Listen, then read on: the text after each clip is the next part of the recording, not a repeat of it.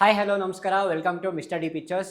ಇವತ್ತು ನಮ್ಮ ಜೊತೆ ಇದ್ದಾರೆ ಆಸ್ಟಿನ್ ಮೋಹನ್ ಮೌನ ಚಿತ್ರತಂಡ. ಬನ್ನಿ ಅವ್ರ ಜೊತೆ ಮಾತಾಡಿಸ್ತಾ ಹೋಗೋಣ. ಸೊ ಎಲ್ಲರಿಗೂ ನಮಸ್ಕಾರ. ಪ್ರಮೋಷನ್ ವರ್ಕ್ ಎಲ್ಲ ತುಂಬ ಚೆನ್ನಾಗಿ ನಡೀತಿದೆ ಅಂತ ಅಂದ್ಕೊಂಡಿದ್ದೀನಿ. ಸೊ ಹೇಗೆ ನಡೀತಿದೆ ಪ್ರಮೋಷನ್ಸ್? ಚೆನ್ನಾಗಿ ಆಗ್ತಾ ಇದೆ.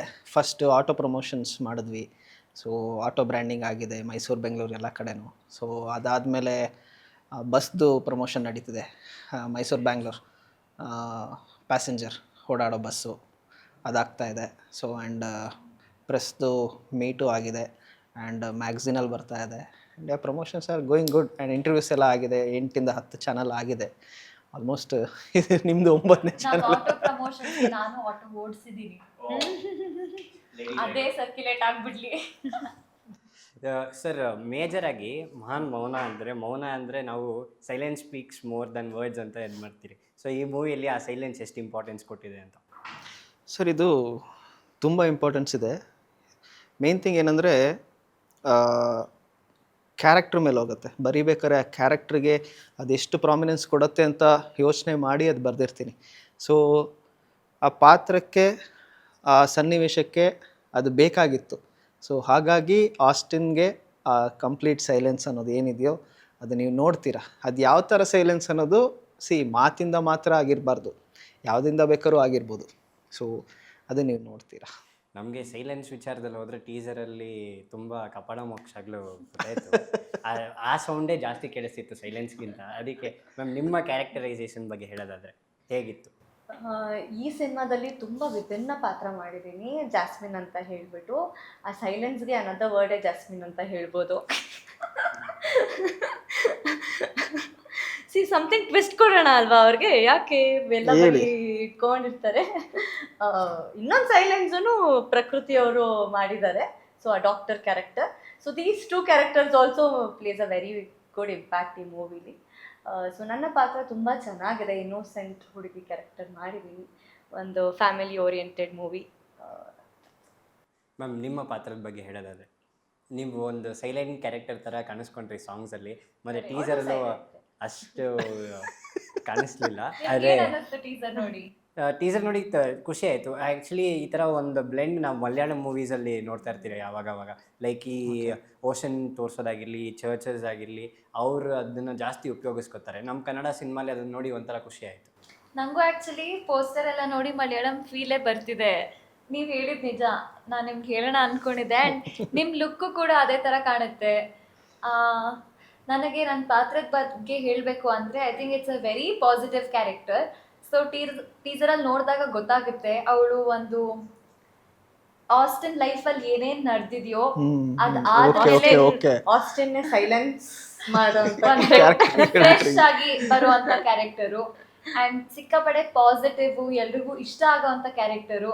ಐ ಥಿಂಕ್ ಜಾಸ್ಮಿನ್ ನೋಡು, ನಾನು ಎಷ್ಟು ಕನ್ಫ್ಯೂಸ್ ಆಗ್ತಿದೆ.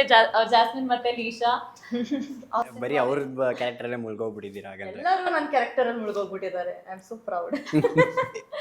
ಬಟ್ ನನಗೆ ಖುಷಿ ಆಗಿದೆ ಏನು ಅಂದರೆ, ಅವಳು ಮನಸ್ಸನ್ನ ಗೆಲ್ತಾಳೆ, ಅಷ್ಟು ನನಗೆ ಭರವಸೆ ಇದೆ. ಅಷ್ಟು ಚೆನ್ನಾಗಿ ಆ ಪಾತ್ರನೇ ಬರೆದಿದ್ದಾರೆ ಸರ್. ಒಂದು ಕಡೆ ಥಿಯೇಟರ್ ಆರ್ಟಿಸ್ಟು, ಒಂದು ಕಡೆ ಸೀರಿಯಲ್ ಆರ್ಟಿಸ್ಟು. ಸೊ ಇವರಿಬ್ಬರನ್ನು ಬ್ಯಾಲೆನ್ಸ್ ಮಾಡೋದು ಎಷ್ಟು ಕಷ್ಟ ಆಯಿತು? ಕಷ್ಟ ಏನು ಅನಿಸಿಲ್ಲ. ಚಾಲೆಂಜಿಂಗ್ ಆಗಿದ್ದೇನೆಂದರೆ, ಅದಕ್ಕೆ ಜೀವ ತುಂಬಿಸ್ತಾರ ಅನ್ನೋದೊಂದು ಇತ್ತಲ್ಲ, ಆ ಒಂದು ಟೆನ್ಷನ್. ಅದು ಬಿಟ್ಟರೆ ಇನ್ನೇನಿರಲಿಲ್ಲ. ಇಬ್ಬರು ಚೆನ್ನಾಗಿ ಮಾಡಿದ್ರು. ಇವ್ರ ಪಾತ್ರ ಇವ್ರು ಚೆನ್ನಾಗಿ ನಿಭಾಯಿಸಿದ್ದಾರೆ. ಇವ್ರದ್ದು ಡಾಕ್ಟರ್ ಪಾತ್ರ ಅವರು ನಿಭಾಯಿಸಿದ್ದಾರೆ ಚೆನ್ನಾಗಿ. ನಿಮಗೆ ಈ 13 ವರ್ಷ ಯಾಕೆ ಇಷ್ಟು ಗ್ಯಾಪ್ ಆಯಿತು ಸರ್? ಗ್ಯಾಪ್ ಅಂದರೆ ಈ 13 ವರ್ಷ ನೀವು ಒಬ್ಬರು ಆರ್ಟಿಸ್ಟ್ ಆಗಿ ಬರೋದಕ್ಕಾಗಿರಲಿ, ಒಬ್ಬರು ಡೈರೆಕ್ಟರ್ ಆಗಿ ಬರೋದಕ್ಕಾಗಿರಲಿ, ಯಾಕೆ ಅಷ್ಟು ಲಾಂಗ್ ಗ್ಯಾಪ್ ಆಗಿತ್ತು ಅಂತ? ಅದು ಯಾಕೆ ಅನ್ನೋದಕ್ಕಿಂತ ಅದು ಒಂದು ಟೈನಿ ಸ್ಟೆಪ್ಸ್. ಓಕೆ. ಒಂದು ಹೆಜ್ಜೆ ಮೇಲೆ ಹೆಜ್ಜೆ ಇಟ್ಕೊಂಡು ಬಂದ್ರೇ ಇಲ್ಲಿವರೆಗೂ ಬರೋಕ್ಕೆ ಸಾಧ್ಯನೇ. ಯಾವತ್ತು ಈಗ ನೆನ್ನೆ ಬಂದವನು ಇವತ್ತು ಯಾರೂ ಡೈರೆಕ್ಟ್ ಮಾಡೋಕ್ಕೆ ಸಾಧ್ಯನೇ ಇಲ್ಲ. ಯಾಕಂದರೆ ನಮ್ಮ ಫ್ಯಾಮಿಲಿ ಯಾರು ಬ್ಯಾಕ್ಗ್ರೌಂಡ್ ಯಾರೂ ಇಲ್ಲ. ಆ್ಯಂಡ್ ಬೇಸಿಕಲಿ ಎಲೆಕ್ಟ್ರಿಕಲ್ ಇಂಜಿನಿಯರಿಂಗ್ ಮುಗಿಸಿದ ನಂತರ ನಾನು ಈ ಫೀಲ್ಡಿಗೆ ಬರಬೇಕು. ರೂಟ್ಸ್ ಇಲ್ಲ. ಯಾಕೆ ಅಂತ? ರೂಟ್ಸ್ ಬೇಕಲ್ಲ. ನಾನು ಇಂಜಿನಿಯರಿಂಗಿಂದ ಆದರೆ ನಮ್ಮ ಇಂಡಸ್ಟ್ರಿಲಿ ಇದೊಂದು ಇದಾಗಿದೆ ಸರ್, ಒಂದು ರೂಮರು, ತುಂಬ ಇಂಜಿನಿಯರ್ಗಳು ಎಲ್ಲ ಇಂಡಸ್ಟ್ರಿಗೆ ಕಾಲಿಡ್ತಿದ್ದಾರೆ ಅಂತ. ಸೊ ನಿಮಗೂ ಏನಕ್ಕೆ ಇಂಡಸ್ಟ್ರಿಗೆ ಬರಬೇಕು ಅಂತ? ಏನಿಲ್ಲ, ಕಾಲೇಜ್ ಡೇಸಲ್ಲೇ ನಾವು ಸ್ಕಿಟ್ ಅಂತ ಮಾಡ್ತಾ ಇದ್ವಿ. ಯು ನೋ ದಟ್ ಸ್ಕಿಟ್ ಅಂದರೆ ಒಂದು 10 minutes ಗೊತ್ತಾಯ್ತು. ಸೊ ಅದನ್ನು ಒಂದು ಕಾಮಿಡಿ ಜಾನರಲ್ಲಿ ನಗಿಸಿ ಕಂಪ್ಲೀಟ್ 9 ನಿಮಿಷ ನಗಿಸ್ಬಿಟ್ಟು 1 ನಿಮಿಷ ಮೆಸೇಜ್ ಕೊಡಬೇಕು. ಸೊ ಆ ಪಾತ್ರನ ನಮ್ಮ ಟೀಮು, ನಮ್ಮದು ಔಟ್ಲಾಸ್ ಅಂತ ಒಂದು ಟೀಮ್ ಇತ್ತು ನಮ್ಮದು, ಸೊ ಇಂಜಿನಿಯರಿಂಗಲ್ಲಿ. ಸೊ ಆವಾಗಲೇ ನಾವು ಬರಿತಾ ಇದ್ವಿ, ಅಲ್ಲಿ ನಮಗೆ ಉಟ್ಕೊಂಡಿದ್ದದು. ಆವಾಗ ನಾನು 2007 ಸ್ಟಾರ್ಟ್ ಮಾಡಿದ್ದು. ಓಕೆ. ಸೊ ಸ್ಟೋರಿ ಎಲ್ಲ ಬರೆಯೋಕ್ಕೆ ಅಲ್ಲಿ ನನಗೆ ಇನ್ಸ್ಪೈರ್ ಆಗಿ ಏನೋ ಒಂದು ಮಾಡಬೇಕು ಅಂತ ಬಂದಾಗ ನಾನು ಡೈರೆಕ್ಷನ್ ಮಾಡಬೇಕು ಅಂತ ಅಲ್ಲೇ ಉಳಿದಿತ್ತು ಥಾಟು. ನೈಸ್. ಪ್ರಕೃತಿ ನಿಮಗೆ ಸ್ಮಾಲ್ ಸ್ಕ್ರೀನಿಂದ ಬಿಗ್ ಸ್ಕ್ರೀನು ಪ್ಲಸ್ ಒಂದು ಸೀರಿಯಲ್ಗೂ ಮೂವಿಗೂ ತುಂಬ ವ್ಯತ್ಯಾಸಗಳಿರುತ್ತೆ. ಸೊ ಇವೆರಡನ್ನ ನೋಡಿದಾಗ ನಿಮ್ಮ ಎಕ್ಸ್ಪೀರಿಯನ್ಸ್ ಹೇಗಿತ್ತು ಫ್ರಮ್ ಸೀರಿಯಲ್ ಟು ಮೂವೀಸ್ ಆ ಥರ ತೊಗೊಂಡ್ರೆ? ಸೀರಿಯಲ್ ಮಾಡೋವಾಗ ಆ ಕ್ಯಾರೆಕ್ಟರ್ ಏನು ಅನ್ನೋದು ನಮಗೆ ಅಭ್ಯಾಸ ಆಗ್ಬಿಟ್ಟಿರುತ್ತೆ. ಬಿಕಾಸ್ ಅಟ್ಲೀಸ್ಟ್ 1 ವರ್ಷ ಪ್ರತಿದಿನ ಎದ್ಬಿಟ್ಟು ಅದೇ ಸೆಟ್ಟಿಗೆ ಹೋಗ್ತೀವಿ, ಅದೇ ಕ್ಯಾರೆಕ್ಟರ್ನ ನಾವು ನಿಭಾಯಿಸ್ತೀವಿ. ಬಟ್ ನನಗೆ ಸಿನಿಮಾ ಇಂಡಸ್ಟ್ರಿ ಕಾಲಿಟ್ಟಾಗಿಂದ ಗೊತ್ತಾಗಿದ್ದು ಪ್ರತಿ ಕ್ಯಾರೆಕ್ಟರ್ ಎಷ್ಟು ಹೊಸದಾಗಿರುತ್ತೆ. And I think I need some time ಆ ಒಂದು ಪಾತ್ರನ ಅರ್ಥ ಮಾಡ್ಕೊಳ್ಳೋದಕ್ಕೆ. ಲೀಶಾ ಫರ್ನಾಂಡಿಸ್ ಕ್ಯಾರೆಕ್ಟರ್ ನಾನು ಮಾಡ್ತಿರೋದು ನನಗೆ ಅಡ್ವಾಂಟೇಜ್ ಏನು ಅನ್ನಿಸ್ತು ಅಂದರೆ ನಂದೆಲ್ಲ shooting dates back to back ಇತ್ತು, ನನಗೆ ಶೆಡ್ಯೂಲ್ ಗ್ಯಾಪ್ ಅನ್ನೋದು ಬರಲಿಲ್ಲ. ಹಾಗಾಗಿ ನಾನು ಅಷ್ಟು ದಿನ ಇದೇ ಒಂದು ಮೈಂಡ್ ಸ್ಪೇಸಲ್ಲಿದ್ದೆ. ಸೊ ಥ್ಯಾಂಕ್ ಗಾಡ್ ನನಗೆ ಈಸಿ ಆಯಿತು ನನ್ನ ಮೊದಲನೇ ಸಿನಿಮಾಗೆ ನನ್ನ ಕ್ಯಾರೆಕ್ಟರ್ನ ಅರ್ಥ ಮಾಡ್ಕೊಳ್ಳೋದು. But I think that is the biggest challenge. ಇವಾಗ ನಾವು ಸಿನಿಮಾದಲ್ಲಿ ಪ್ರತಿ ಕ್ಯಾರೆಕ್ಟರ್ಗೂ ರಿಹರ್ಸಲ್ಸ್ ಮಾಡ್ತೀವಿ before we go to set. But ಅದೇ ನಾವು ಸೀರಿಯಲ್ಸಲ್ಲಿ ಸೆಟ್ಟಿಗೆ ಹೋದ್ಮೇಲೆ ಸ್ಕ್ರಿಪ್ಟ್ ತಗೊಂಡು ಅಲ್ಲೇ ಆ್ಯಕ್ಟ್ ಮಾಡಿಬಿಡೋದು. ಸೊ ಕಂಫರ್ಟ್ ಬೇರೆ ಇರುತ್ತೆ, ಮತ್ತು ನಾವು ಹೇಗೆ ಆ ಪಾತ್ರನ ಅರ್ಥ ಮಾಡ್ಕೊಂಡು ಆ್ಯಕ್ಟ್ ಮಾಡ್ತೀವಿ ಅನ್ನೋದು ಬೇರೆ ಬೇರೆ ಸ್ಟೈಲ್ಸು.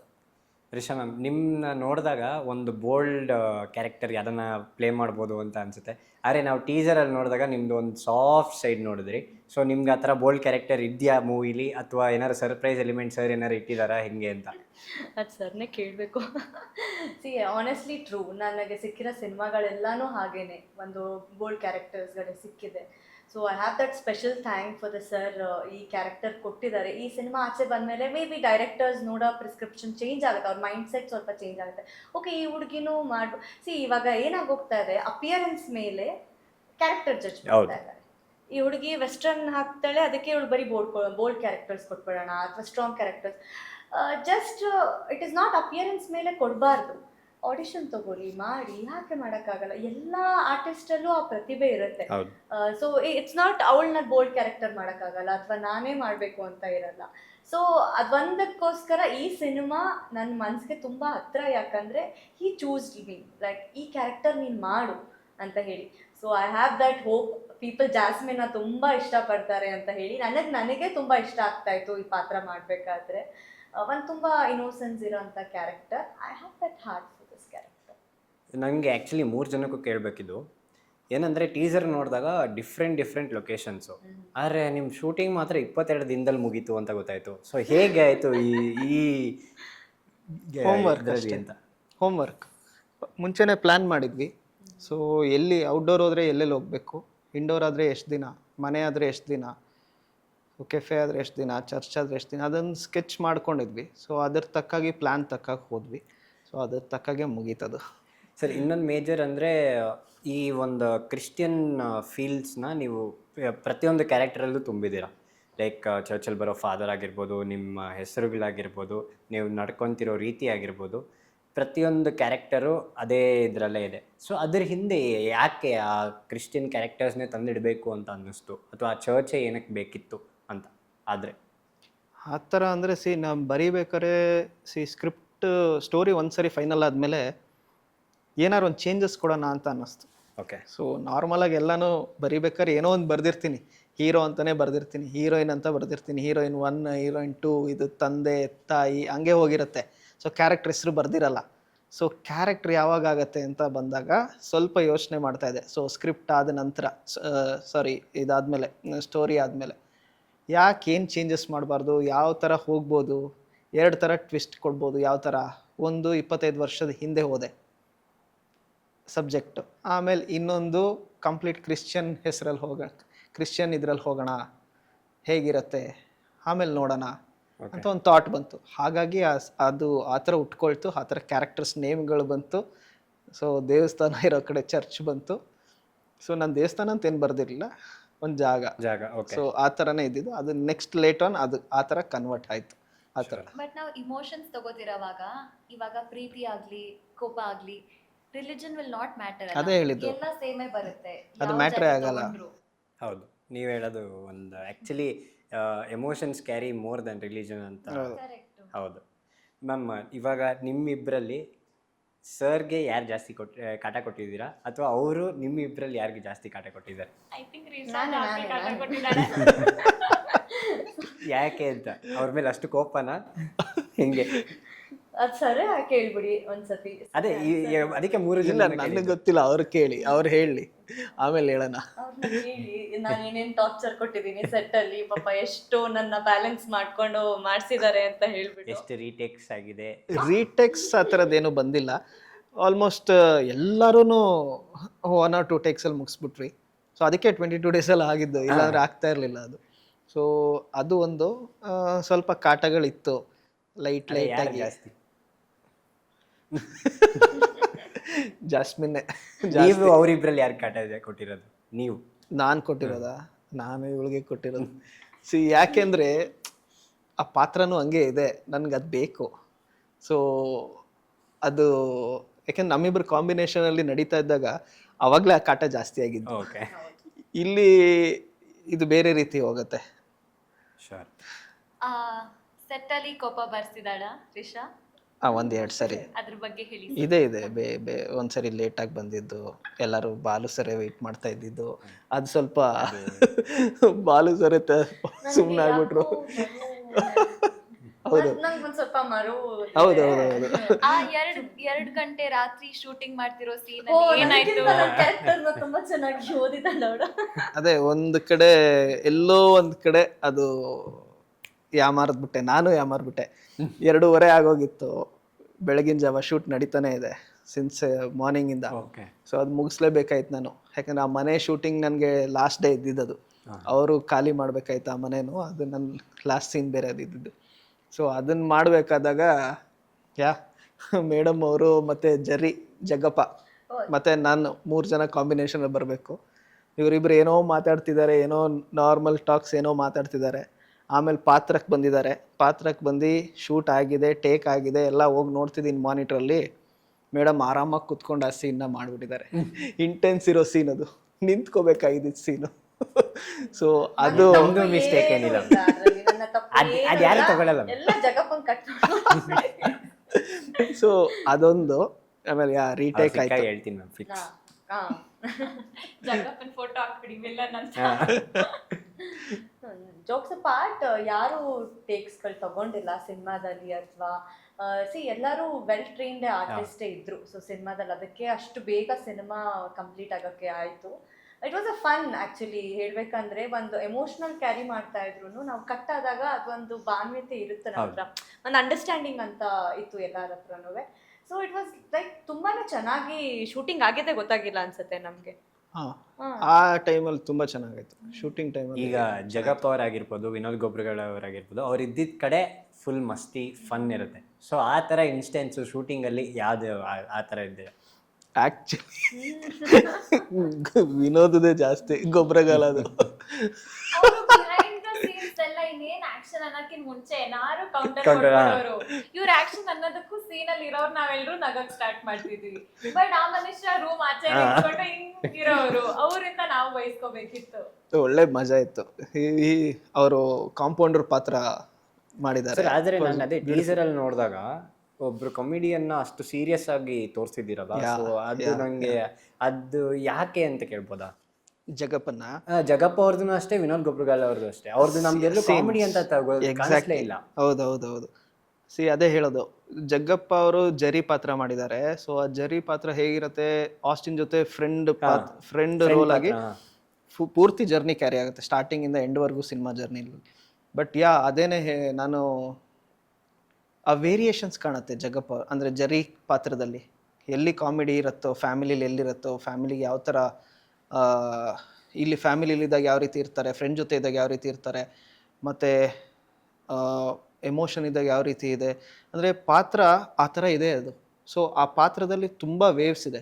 ಸೊ ಆ ಪಾತ್ರ ತುಂಬ ಚೆನ್ನಾಗಿ ಹೋಗಿದೆ. ಅದನ್ನೇ ನೀವು ಜಗಪ್ಪನಲ್ಲಿ ಇಲ್ಲಿ ನೋಡ್ಬೋದು ಈ ಸಿನಿಮಾ ಮೂಲಕ.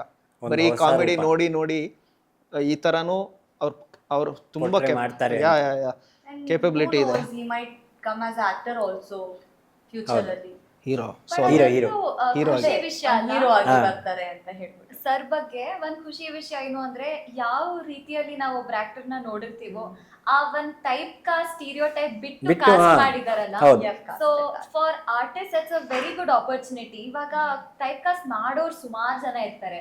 ಅವ್ರು ಕಾಮಿಡಿ ಮಾಡಿದಾರೆ ಅಂದ್ರೆ ಬರೀ ಕಾಮಿಡಿ ರೋಲ್ಸ್ ಸಿಗುವಂತದ್ದು. But this is a very good opportunity ನೀವು ನಮ್ಮೆಲ್ರಿಗೂ ಕೊಟ್ಟಿರೋದು. ನಾವೇನ್ ಮಾಡಿದೀವೋ ಅದು ಬಿಟ್ಟು ಹೊಸ ರೂಪದಲ್ಲಿ ಕಾಣಿಸ್ಕೊಳ್ಳೋಕೆ.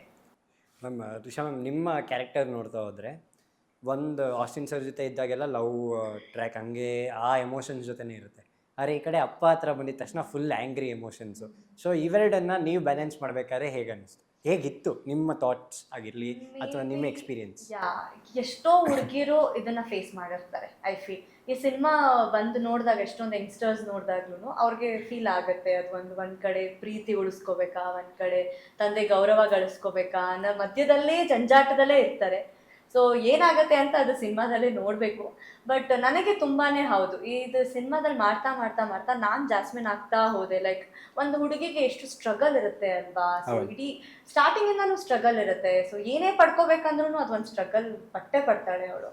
ಸೊ ಈ ಪಾತ್ರ ಮಾಡಕ್ ನನಗೆ ಕಷ್ಟ ಆಗಲಿಲ್ಲ, ಬಟ್ ಮಾಡ್ತಾ ಮಾಡ್ತಾ ತುಂಬಾ ಫೀಲ್ ಆಗಕ್ಕೆ ಸ್ಟಾರ್ಟ್ ಆಯ್ತು. ಅಂದರೆ ನಿಮಗೆ ನೀವೇ ಕನೆಕ್ಟ್ ಆಗಕ್ಕೆ ಸ್ಟಾರ್ಟ್ ಆಯ್ತು.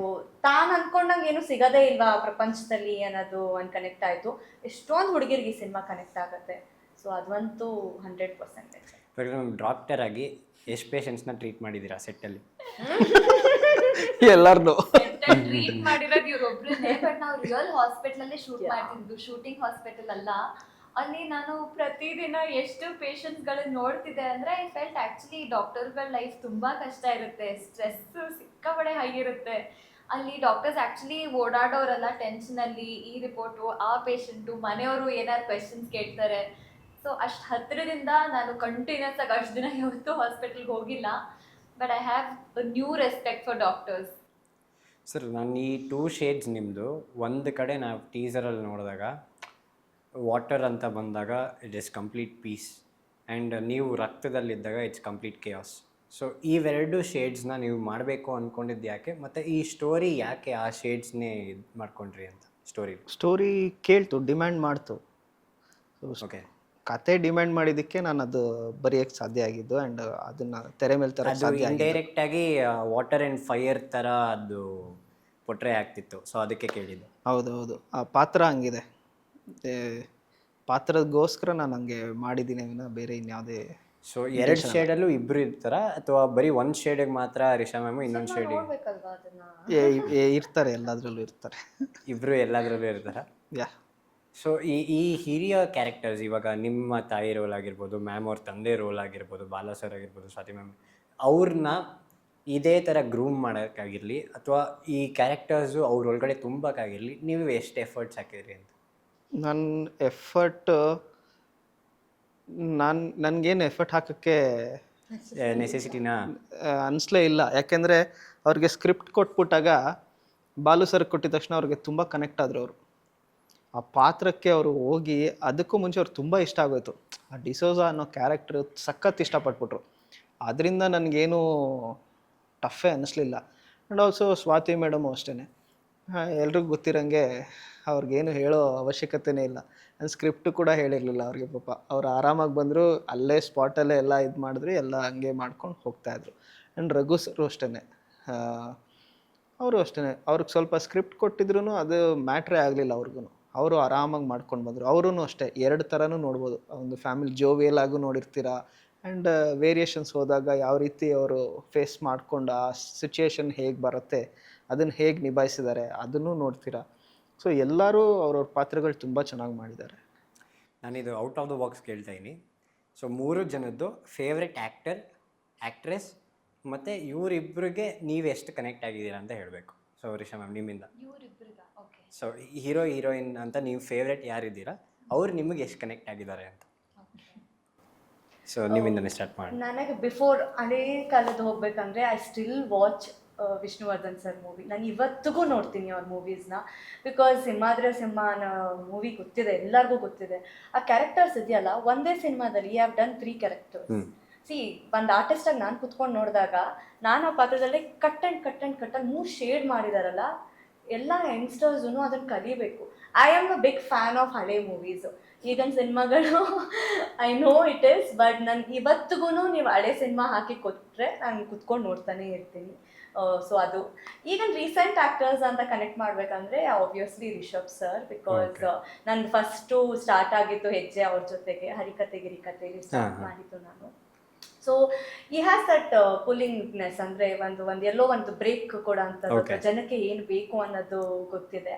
So we should learn. C, ಎಲ್ಲ ಆ್ಯಕ್ಟರ್ಸು ಇಂಪಾರ್ಟೆಂಟೇ. ನನಗೆ ಸುದೀಪ್ ಸರ್ ಮೂವೀಸು ನೋಡ್ಕೊಂಡು ಬೆಳೆದಿದ್ದೀವಿ, ದರ್ಶನ್ ಸರ್ ಮೂವೀಸು ನೋಡ್ಕೊಂಡು ಬೆಳೆದಿದ್ದೀವಿ. ಸೊ ಎವ್ರಿ ಆ್ಯಕ್ಟರ್ಸ್ ಏನೋ ಒಂದು ಕಲಿಸ್ತಾರೆ, ಏನೋ ಒಂದು ಕೊಡ್ತಾರೆ. ನಾವೊಂದು ಈಗ ಯಂಗ್ಸ್ಟರ್ ಆಗಿ ಅವರಲ್ಲಿ ಏನು ಕಲಿಬೋದು ಅಂತ ನೋಡಿದ್ರೆ that is very nice. Actress ಆಗಿ ಅಂತ ಹೇಳಿದ್ರೆ I am always a fan of Radhika Pandit ma'am. Obviously, always. Like ನನ್ಗೆ ಇನ್ನೂ ನೆನಪಿದೆ, I was a 10th standard ಅಲ್ಲಿ ಓದ್ತಾ ಇದ್ದೆ ಅನ್ಸುತ್ತೆ, ಅವ್ರ ಅದ್ದೂರಿ ಮೂವಿ ಬಂದಾಗ. So that is the only movie ನಾನು ಹೋಗ್ಬಿಟ್ಟು ಚಿಕ್ಕ ವಯಸ್ಸು ಅಂತೂ ಥಿಯೇಟರ್ ಅಲ್ಲಿ ಹೋಗಿ ನಾನು ನನ್ನ ತಂಗಿ ಹೋಗಿ ನೋಡ್ಕೊ ಬಂದಿದ್ವಿ. ಐ ಲವ್ ಅವರ್ ಲೈಕ್ ಆ ಸಿಂಪ್ಲಿಸಿಟಿ, ಆ ಕ್ಯಾರೆಕ್ಟರ್ಸ್. ಮೇ ಬಿ ಐ ವಿಶ್ ನನ್ಗೆ ಅವ್ರಿಗೆ ಸಿಕ್ಕ ಆ ಥರ ರೋಲ್ಗಳು ನನಗೆ ಸಿಗ್ಲಿ. ತುಂಬ ಹೋಮ್ಲಿ ಕ್ಯಾರೆಕ್ಟರ್ಸ್ ರೋಲ್ ಮಾಡಿದ್ದಾರೆ. So I pray for that. Sir ನಿಮಗೆ? ನನಗೆ ಆ್ಯಸ್ ಎ ಡೈರೆಕ್ಟರ್ ನಾನು ಯೋಚನೆ ಮಾಡಿದಾಗ ನನಗೆ Shankar Nag sir and Upendra sir. Beautiful. Why? Because ಬೇರೆಯವರು ಇದ್ದಾರೆ, ಇಲ್ಲ ಅಂತ ಹೇಳ್ತಿಲ್ಲ. ಮೆನ್ಷನ್ ಏನಕ್ಕೆ ಇವರಿಬ್ಬರದೇ ಮಾಡಿರೋದು ಅಂದರೆ, ಮಾಲ್ಗುಡಿ ಡೇಸು ಡೈರೆಕ್ಟ್ ಮಾಡ್ಬೇಕಾದ್ರೆ ಆ ಪಾತ್ರಗಳು ಎಷ್ಟಿದೆಯೋ ಅಷ್ಟೇ ಇಂಪಾರ್ಟೆನ್ಸ್ ಕೊಟ್ಟಿರೋದು, ಅಷ್ಟೇ ಸಾಕು. ಬೇರೆ ಇನ್ಯಾರು ಬೇಕಾಗೇ ಇಲ್ಲ. ಎಷ್ಟು ಮೇಯ್ನ್ ಲೀಡ್ಸ್ ಇದ್ದಾರೋ, ಎಷ್ಟು ಕ್ಯಾರೆಕ್ಟರ್, ಅದ್ರ ಬಿಟ್ಟು ಎಕ್ಸ್ಟ್ರಾ ಈಗ ಜೂನಿಯರ್ ಆರ್ಟಿಸ್ಟ್ ಅದು ಅವಶ್ಯಕತೆನೇ ಇಲ್ಲ. ಆ ಥರ ಆ ಒಂದು ಇಟ್ಕೊಂಡು ಮಾಲ್ಗುಡಿ ಡೇಸ್ನ ಫಿನಿಷ್ ಮಾಡಿ ಕೊಟ್ಟಿದ್ದಾರೆ. ಆ ಥರ ಅದನ್ನೇ ನಾನು ಮೋಟಿವೇಶನ್ ಆಗಿ ತೊಗೊಂಡು ನಮ್ಮ ಸಿನಿಮಾದಲ್ಲೂ ಹಾಗೆ ಬಂದಿರೋದು. ಎಷ್ಟು 10 ಕ್ಯಾರೆಕ್ಟರ್ಸು ಅದು ಕ್ಯಾರಿ ಆಗ್ತಾರೆ ಡೇ, ಅಂದರೆ ಸ್ಟಾರ್ಟಿಂಗಿಂದ ಎಂಡ್ವರೆಗೂ. ಅನಾವಶ್ಯಕವಾಗಿ ಯಾರೋ ಬೇರೆ ಪಾತ್ರ ಹೋಗೋ ಅವಶ್ಯಕತೆ ಇಲ್ಲವೇ ಇಲ್ಲ, ಏನು ಅವಶ್ಯಕತೆ ಇಲ್ಲ. ಅದು ಒಂದು. ಆ್ಯಂಡ್ ಉಪೇಂದ್ರ ಸರ್ ಏನಕ್ಕೆ ಅಂದರೆ ಟ್ವಿಸ್ಟ್ ಆ್ಯಂಡ್ ಟರ್ನ್ಸು ಡೈರೆಕ್ಷನ್ ವೈಸಲ್ಲಿ, ಆ ಟ್ವಿಸ್ಟ್ ಆ್ಯಂಡ್ ಟರ್ನ್ಸ್ ಎಲ್ಲದರಲ್ಲೂ ಬೇಕು. ಸೊ ಆ ಒಂದು ಅಂಶನ ಇಟ್ಕೊಂಡು ನಾನು ಅವರಿಬ್ಬರು ಮೂಲಕನೇ ನಾನು ಡೈರೆಕ್ಷನ್ ಬಂದಿರೋದು. ಹೀರೋಯಿನ್ ಅಂದರೆ? Heroine Ramya ma'am. ಎಲ್ಲ ಆಲ್ ಟೈಮ್ ಅವರು ಇವಾಗಲೂ ಅವರು ಈಗಲೂ ಅವ್ರು ಹೀರೋಯಿನ್ ಆಗಿ ಮಾಡಿದ್ರೆ ಎಲ್ಲರೂ ಫುಲ್ ಹೌಸ್. ನಮ್ಮೆಲ್ಲರ ಆನ್ಸರ್ ರಮ್ಯಾ ಅವರು. ಮ್ಯಾಮ್ ನಿಮಗೆ? I think I will add to that. ನನಗೆ ರಮ್ಯಾ ಅವ್ರನ್ನ ನೋಡಿದಾಗ ವಾಟ್ ಐ ಫೀಲ್ ಇಸ್, ಅವ್ರದ್ದೇ ಒಂದು ಸ್ಟೈಲಲ್ಲಿ ಅವರು ಸ್ಕ್ರೀನ್ ಪ್ರೆಸೆನ್ಸ್ ಇದೆಯಲ್ಲ, I want to grow that style. ಇವಾಗ ಅವ್ರನ್ನ ಕಾಪಿ ಮಾಡೋಕ್ಕಾಗಲ್ಲ. ಆ ಚಾಮ್ನ ಯಾರೆಷ್ಟೇ ಒಳ್ಳೆ ಆ್ಯಕ್ಟರ್ ಆಗಿರಲಿ ಕೂಡ ಆ ಚಾಮ್ ಅವ್ರದ್ದೇ, ದಟ್ ಈಸ್ ಇಂಡಿವಿಜುವಲ್. ಸೊ ಆ ಒಂದು ಸ್ಥಾನ ಪಡೆಯೋದು I think is extremely difficult. And at the same time she is extremely simple ಕೂಡ. ಅದು ಹೆಂಗೆ ಅವರು ಆ ಚಾಮ್ ಆ್ಯಂಡ್ ಸಿಂಪ್ಲಿಸಿಟಿ ಬ್ಯೂಟಿನ ಬ್ಯಾಲೆನ್ಸ್ ಮಾಡಿದಾರೋ ಅವ್ರೊಬ್ಬರಿಗೆ ಗೊತ್ತಿರುತ್ತೆ. But she has won all our hearts. ಅವರೇ I think first national crush ಥರ. ಇವತ್ತು ಕೂಡ ಹೀರೋ ಬಂದು ನನ್ನ ಆನ್ಸರ್ ಸ್ವಲ್ಪ ಡಿಫ್ರೆಂಟ್ ಇರ್ಬೋದು, but I really admire Prakash Raj sir. ಯಾಕಂದ್ರೆ ಅವ್ರನ್ನ ಇದೇ ಪಾತ್ರ ಅಂತ ಸ್ಟೀರಿಯೋಟೈಪ್ ಮಾಡಕ್ ಸಾಧ್ಯನೇ ಇಲ್ಲ. It is impossible. And hero ಆಗು ಮಾಡ್ತಾರೆ, ವಿಲನ್ ಆಗು ಮಾಡ್ತಾರೆ, ತಂದೆ ಆಗು ಮಾಡ್ತಾರೆ, ಪೊಲೀಸ್ ಆಗು ಮಾಡ್ತಾರೆ. ಆ್ಯಂಡ್ ಅವ್ರ ಸ್ಕ್ರೀನಲ್ಲಿ ಇದ್ದಾಗ ಬೇರೆ ಯಾವ ಆಕ್ಟರ್ನು ನಾವು ನೋಡಕ್ ಹೋಗಲ್ಲ, ಅವ್ರನ್ನೇ ನೋಡ್ತೇವೆ ನಾವು. ಆ್ಯಂಡ್ ಎಕ್ಸಾಕ್ಟ್ಲಿ ಇಮ್ಮೆನ್ಸ್ ಟ್ಯಾಲೆಂಟ್ ಅಂತ ಹೇಳ್ಬೋದು. ಅವರಿಂದ ನಾನು ಆ ವರ್ಸೆಟ್ಯಾಲಿಟಿದು 2% ಕಲ್ತ್ರು. It is great. ಸೊ ಆಸ್ಟಿನ್ನ ಮೌನ 5ನೇ ತಾರೀಕು ಮುರಿತಿದ್ದೀರಾ ಸಕ್ಸಸ್ಫುಲಿ. ಸೊ ನಿಮ್ಮ ಆಡಿಯನ್ಸ್ಗೆ ನೀವೇ ಒಂದು ಮೆಸೇಜ್ ಮೂಲಕ ಕರೆದ್ಬಿಡಿ.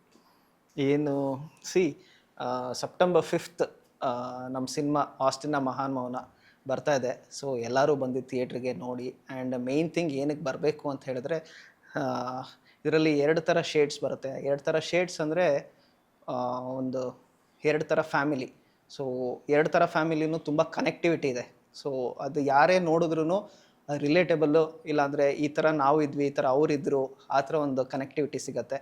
ಸೊ ಖಂಡಿತವಾಗ್ಲೂ ನಿಮಗೆಲ್ಲ ತುಂಬ ಇಷ್ಟ ಆಗುತ್ತೆ. And it's emotional thriller love story. ದಯವಿಟ್ಟು ಎಲ್ಲರೂ ಥಿಯೇಟ್ರಿಗೆ ಬಂದು ನೋಡಿ. ಮ್ಯಾಮ್ ನೀವು?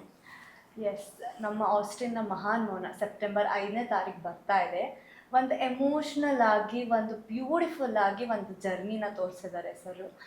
ಎಲ್ಲ ತುಂಬ ಕುಟುಂಬದಲ್ಲಿ ಇಡೀ ಫ್ಯಾಮಿಲಿ ಸಮೇತ ಬಂದು ನೋಡೋ ಅಂಥ ಸಿನಿಮಾ ಇದು. ಎಲ್ಲರೂ ಬಿಡುವು ಮಾಡಿಕೊಂಡು 5th ಬನ್ನಿ, ನಿಮಗಂತೂ ಒಂದು ಒಳ್ಳೆ ಬ್ರೇಕ್ ಸಿಗುತ್ತೆ. ಜೊತೆಗೆ ಮನಸ್ಫೂರ್ತಿಯಾಗಿ ಒಂದು ಮನಸ್ಸಲ್ಲಿ ಅದೊಂದು ನಮ್ಮ ಸಿನಿಮಾ ಮೇಲೆ ಪ್ರೀತಿ ತುಂಬ್ಕೊಂಡು ಹೋಗ್ತೀರಾ, ಅದಂತೂ ವಿಶ್ವಾಸ ನನ್ನ ಹತ್ರ ಇದೆ. So thank you so much, ಬಂದು ಸಿನಿಮಾ ನೋಡಿ. ಮ್ಯಾಮ್ ನೀವು ನಮ್ಮ ಸಿನಿಮಾ ಬಂದು ಬರೀ ಒಂದು ಲವ್ ಸ್ಟೋರಿ ಮಾತ್ರ ಅಲ್ಲ, ಇದರಲ್ಲಿ ಒಂದು ಥ್ರಿಲ್ಲರ್ ಸ್ಟೋರಿ ಆ್ಯಂಗಲ್ ಕೂಡ ಇದೆ. ನಿಮ್ಮೆಲ್ರಿಗೂ ಇದು ಖಂಡಿತ ಇಷ್ಟ ಆಗುತ್ತೆ. ಆ್ಯಂಡ್ ನಾವೊಬ್ಬರು ಸ್ಟ್ರಾಂಗ್ ಟೀಮ್ ಅಂತ ಹೇಳ್ಬೋದು. ಹೊಸಬ್ರೆ ಇದ್ದೀವಿ, ಬಟ್ ನಾವು ಇಷ್ಟು ಒಳ್ಳೆ ಪ್ರಾಡಕ್ಟ್ನ ರೆಡಿ ಮಾಡಿದ್ದೀವಿ, ತುಂಬ ಕಷ್ಟಪಟ್ಟಿದ್ದೀವಿ. ಇವಾಗ ಇದನ್ನು ಒಂದು ಮಟ್ಟಕ್ಕೆ ತೊಗೊಂಡು ಹೋಗೋದು ನಿಮ್ಮ ಕೈಯಲ್ಲಿದೆ. ಸೊ ನಮ್ಮ ಇಡೀ ತಂಡಕ್ಕೆ ನೀವು ಸಪೋರ್ಟ್ ಮಾಡಿ ಥಿಯೇಟರ್ಗೆ ಬಂದು ನಮ್ಮ ಸಿನಿಮಾ ನೋಡಿ ಅಂತ ಕೇಳ್ಕೊತೀನಿ. ಇದೇ ಸೆಪ್ಟೆಂಬರ್ 5th ಎಲ್ಲರೂ ಸಿಗೋಣ, ಮತ್ತೆ ಮಾತಾಡೋಣ, ಜೊತೆ ಆಗೋಣ. Thank you very much. Thank you Thank so you. Much.